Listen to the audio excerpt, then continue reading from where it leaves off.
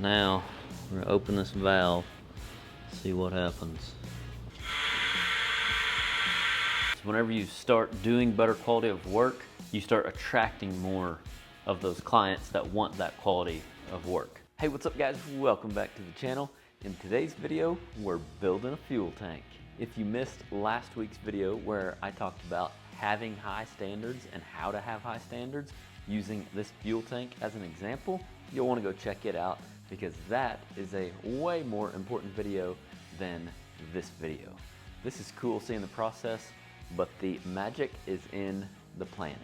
So go check out the previous video and then come back and watch this one, or watch that one after. You just want to go check out that first video at some point is all I'm saying. Also, if you're new around here, check out our website, AROSSWELDING.com. You can find some helpful tools, helpful resources, and if you're interested in our online courses, you can find those at AROSSWELDING.school. All right, so as I mentioned in last week's video, the first thing I'm gonna do on this fuel tank, because I've already done a bunch of planning, is take a sanding pad and brush off all the mill scale so my weld can be as pristine as possible.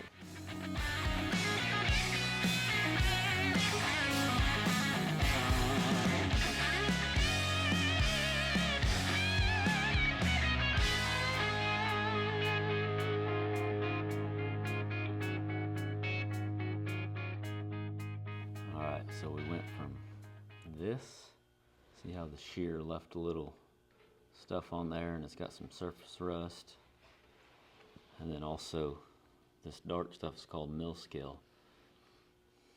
So over here I sanded it off just a little bit on this plane right here, and then I just smoothed all this out, and I've done the same thing on the inside. That's gonna eliminate any kind of impurities, making the weld that much easier to make look good. All right, we've got all our mill scale buffed off, even in the center here. Now we're going to mark where the baffle needs to live.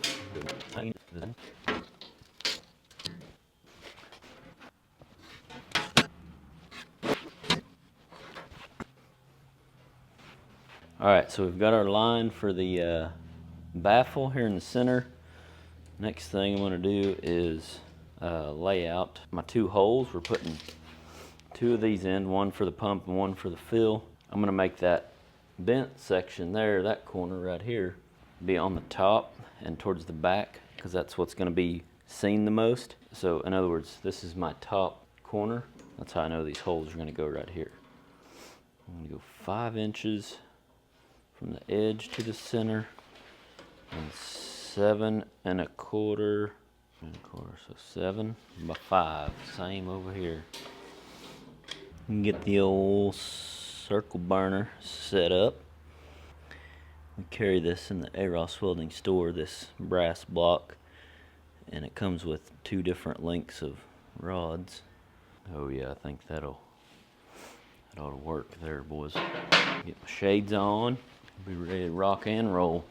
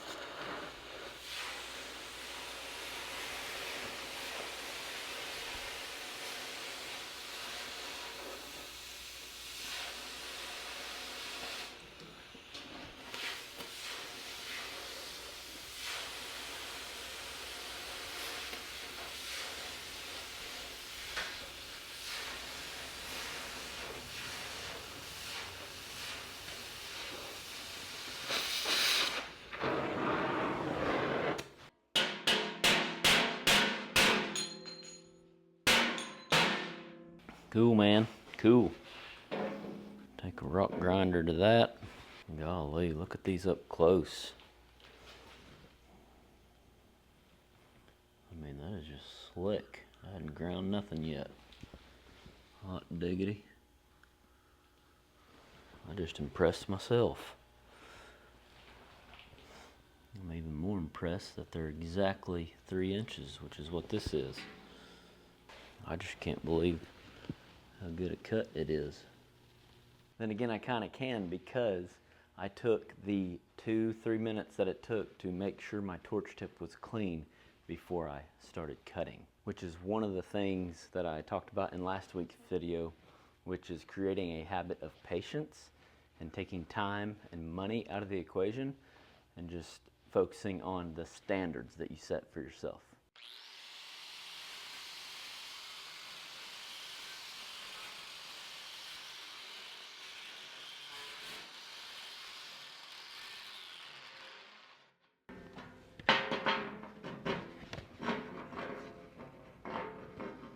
I mean, I'm not sure if I've ever got anything that close before.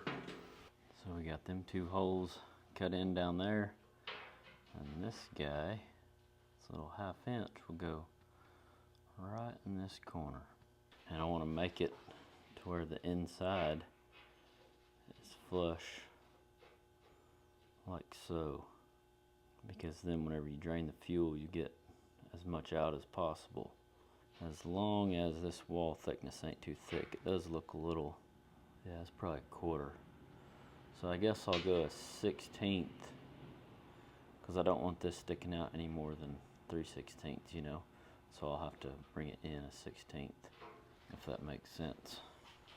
All right, we got all the mill scale brushed off of everything. Our holes, our fittings are not tacked in yet. Got the little one back here waiting on us. You bet. But before we start welding, I'm going to do a test weld, because again, trying to make these welds as pretty as possible. That's the goal, and that's my standard for this fuel tank, is to not have to sand the welds. I want them to be just as pretty and consistent as can be. Obviously, a lot of that is in the, you know, as we say, from the shoulder to the holder, but there's also a lot of variables we can eliminate by cleaning up the mill scale, getting rid of all the mill scale like we've done, and then making sure our machine is dialed in.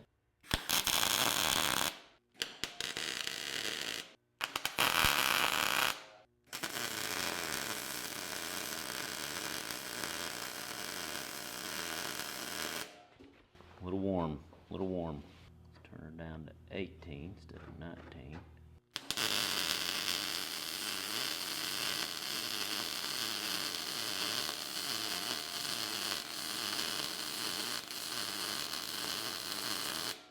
Still a little toasty. Still a little toasty. But anyway, I'll weld on some plate, get it dialed in, and then we'll start fitting up our fittings and then welding our baffle plate, and then we'll be halfway there. All right, here we go. Ready to do some tacking.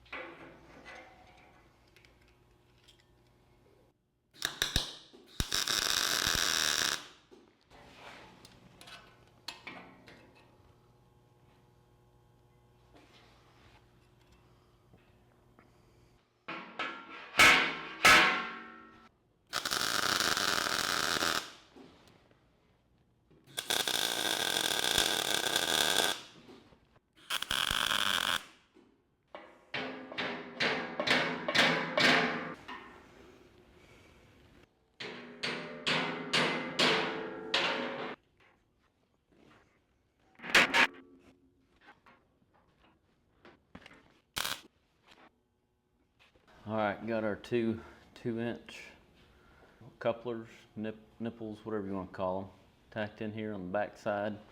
I've got this drain plug falling intentionally. That way whenever they drain the tank, it's falling down a little bit, because this is the bottom of our tank, so it's pointed towards the bottom of the tank, and then as far as the other direction, I've got it square. Now I will go ahead and put welds around these back sides of all these, and then tack my baffle in. Put a little WD-40 on the inside. Again, I'm trying to be more precise on this one, or more neater. Have higher standards, there we go, on this one than I have in the past. In the past, I just would have went psh, but I don't want to take a chance of getting porosity in my welds, because if I get one little hole in my weld while I'm welding, I gotta grind it out, and it'll just affect the whole niceness of the weld. My goal is to make as nice of welds as possible on these things, so I just put a little dab of WD, put it on the inside, that way in case some splatter gets in there, we can knock it off with a file. But ideally our machine is set just perfect, and we shouldn't need any file, because we shouldn't get very much splatter. Anytime I try to set a machine just perfect, ideally I don't want any splatter, or as little splatter as possible.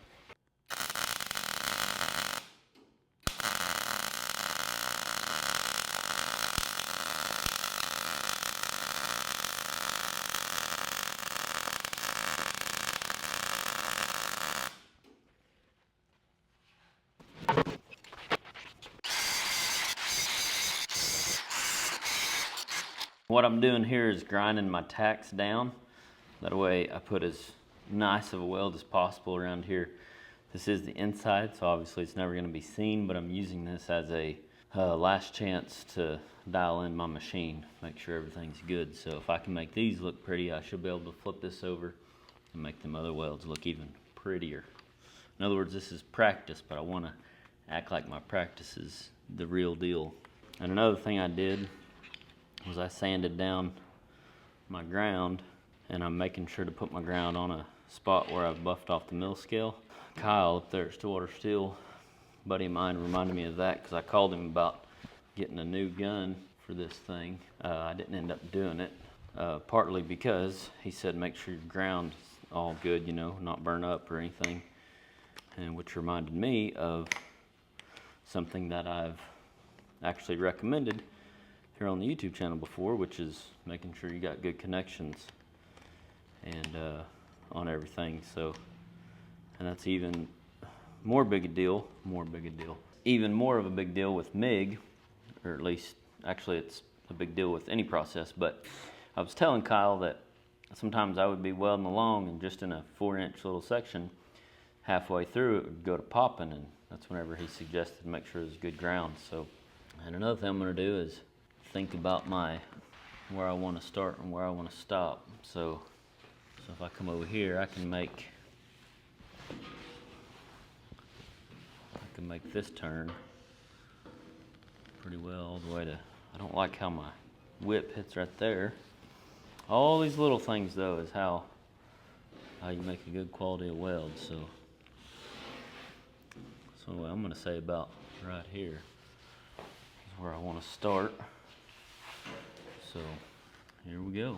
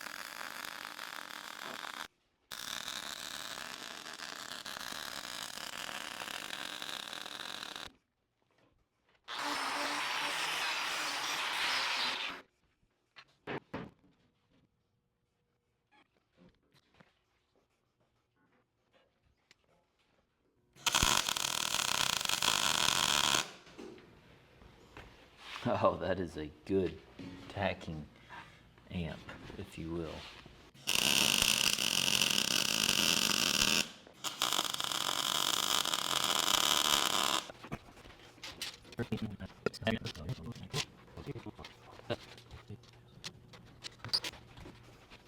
All right, got our baffle tacked in and our weld sequence laid out. I just got our overall measurement, found half of that.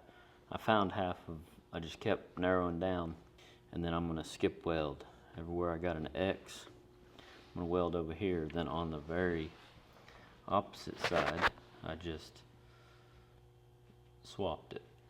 Put an X here, because my other X is right here. And then every other one, so it'll be essentially seam welded, but it'll be alternating. And same with that back side. I'm gonna weld up here, and on this other side I'm gonna weld down here.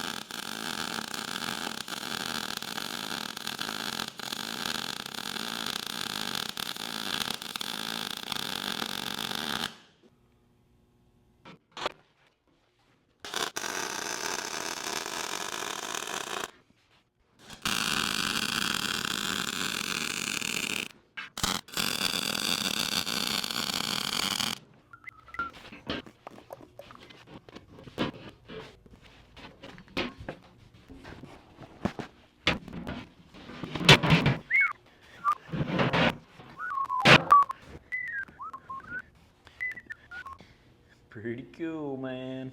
Pretty cool. Now I'm fixing to notch this out just a wee bit. That way it'll come down. Because right now it's being held up by the... And then I will be able to start tacking it.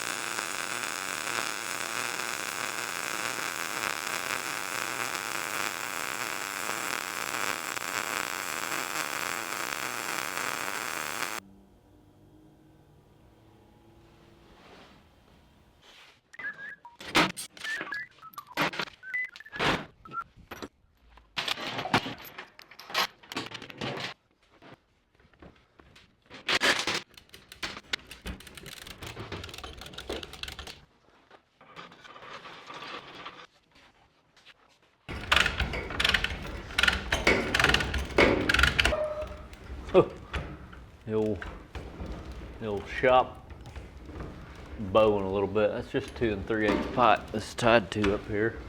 That's all we need for this size of fuel tank though, I reckon.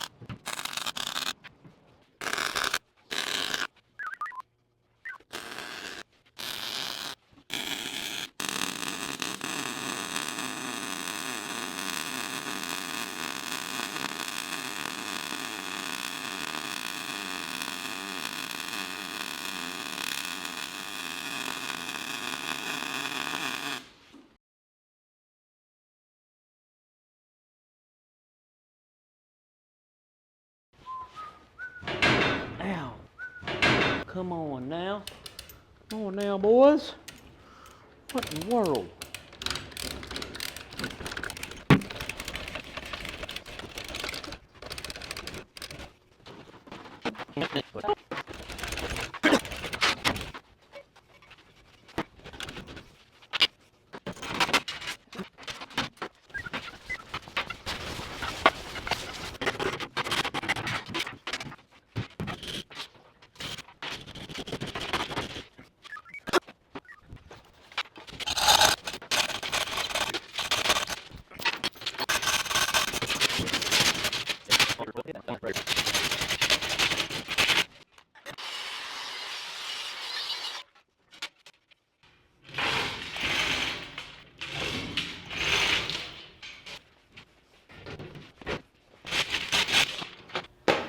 All right, got her flopped over. Now it's time, you guessed it, for a coffee break. The old coffee time.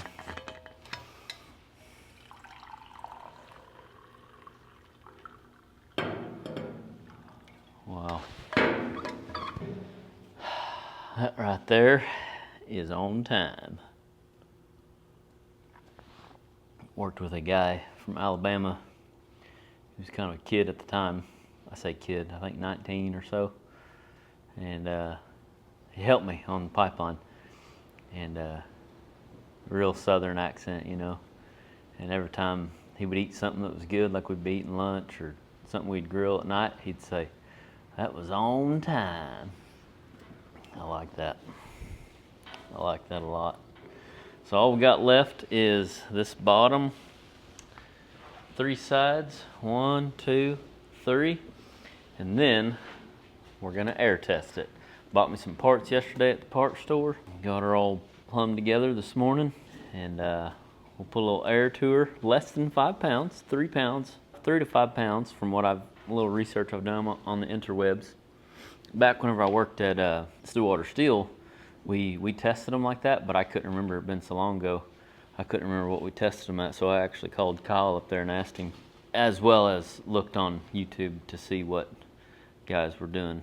And a couple guys with boats and stuff, they were testing their fuel tanks, and that's what they said, 3 to 5 pounds, and shut it off, and then squirt some soapy water on all the seams and plug all the holes, of course. I got all my plugs, 2-inch plug, 1/2-inch plug, and then the other 2 inches where I got all my stuff plumbed in.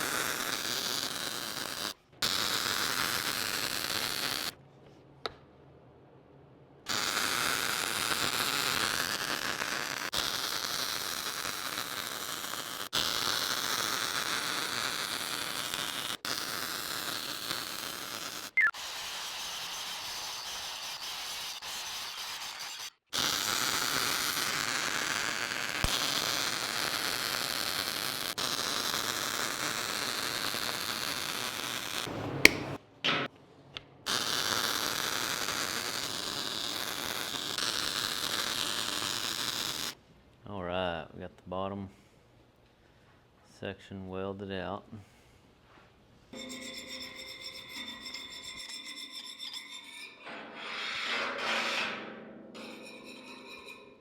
Done a bunch of that already. You might be saying to yourself, Austin, it's just a fuel tank and it's the bottom of the fuel tank.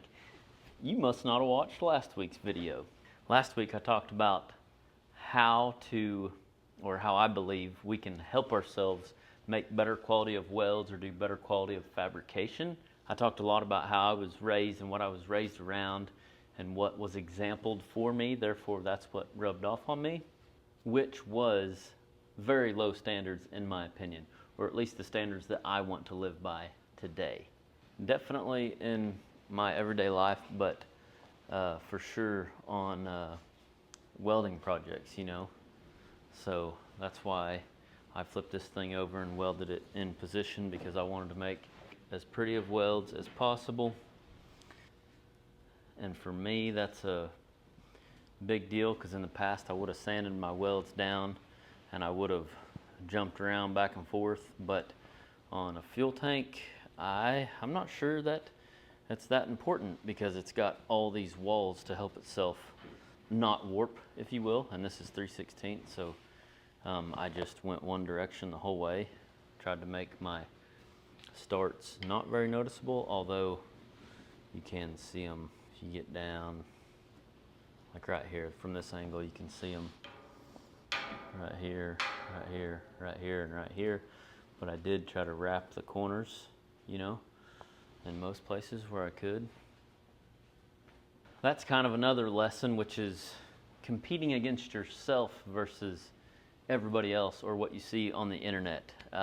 What I mean by that is, this is not the prettiest welds I've ever seen, but it's good for me. It's progress for me and my personal experience. And I think, you know, just staying in your lane and focusing on competing against yourself, using those pictures on the internet, or, you know, guys you work around, using those slick welds to you know, keep you striving for more. That's good to have like a standard to reach for, but don't beat yourself up if you don't make that pretty weld, you know, every single time, or, you know, the next time you make a weld or whatever. Just focus on what you are making progress on. So for me, this is progress, and I really would like to make a sharp corner. I mean, that would be even more slick, but again, take more time and potentially build it a little different. Either don't make the whenever I have Kyle break this for me at Stillwater Steel, he always does corner to corner, which is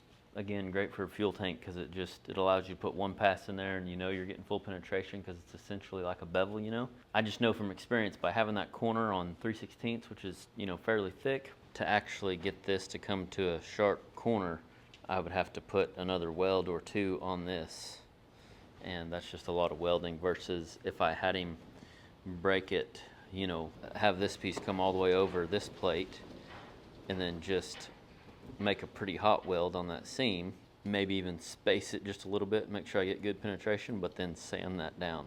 That would just mean less welding, but it would make me nervous on not as much penetration. So there again, constantly learning. So in short, there's a time and a place for different quality of welds, but I hope if you go back and watch last week's video that helps you raise your standards. If you were anything like me, raised anything like me, and you feel like you need to raise your standards, you know, if you're looking to up your game, if you will. If I could close this with saying anything, not close this video because we're still gonna test this with air real quick, but close this little soapbox moment that I'm on here, is just realize that the limitations that we put on ourselves are just that. We put the limitations on ourselves.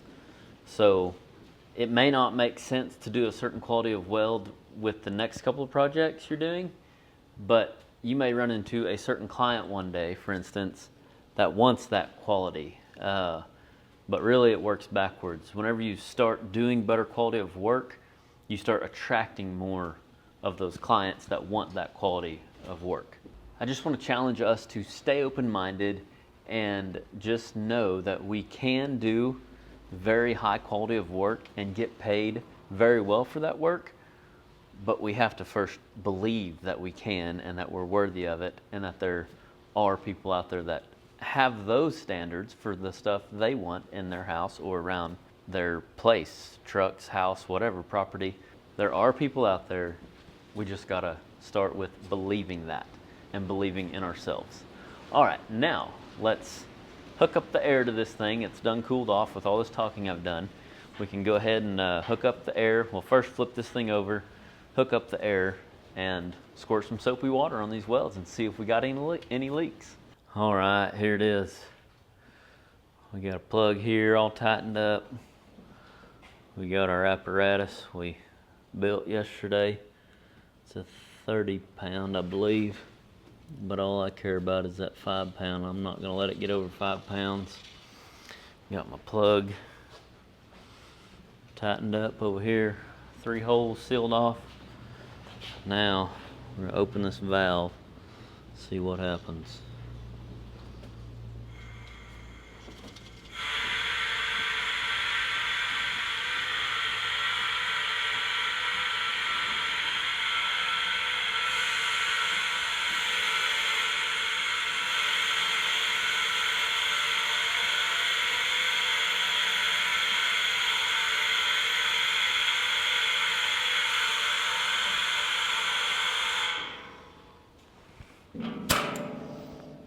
All right, she's holding 3 pounds. Get our soapy water. Soapy water. Start squirting.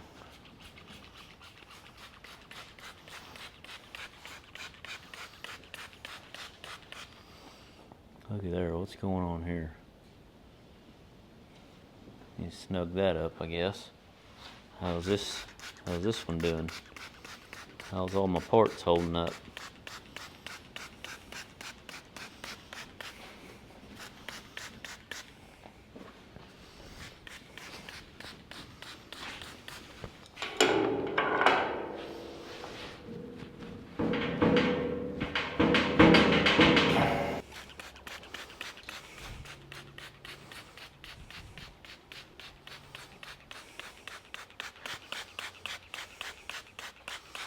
She's still bubbling over here, but as long as it holds 3 pounds.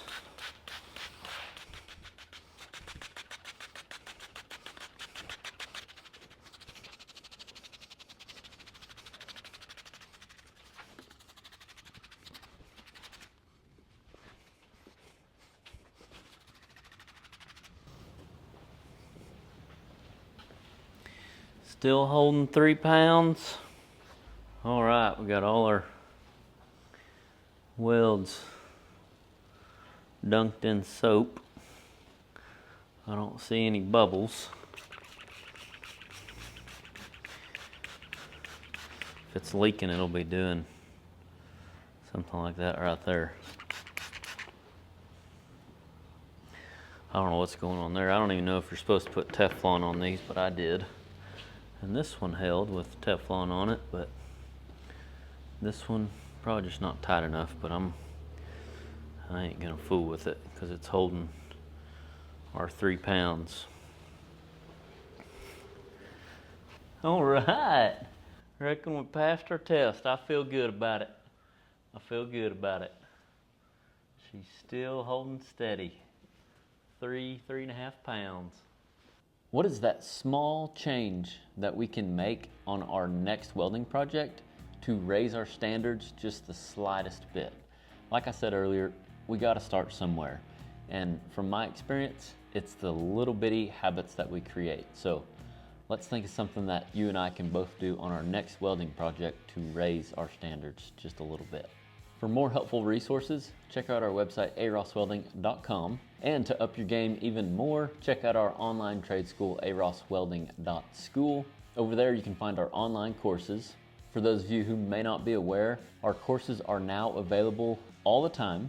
We're not opening enrollment and closing enrollment, but if you want to get notified about any sales or bundle deals that we have going on, make sure and get on our email list. You can do that by going to AROSSWELDING.school. Right there on the home page, scroll down a little ways, you will find a 2-line information sheet Punch in your name and email right there, and we will send you an email whenever we have any sales or bundle deals going on. To watch last week's video, click here. Thanks again for being here. I hope you have an awesome day. Drink plenty of coffee, and remember, learn something every day.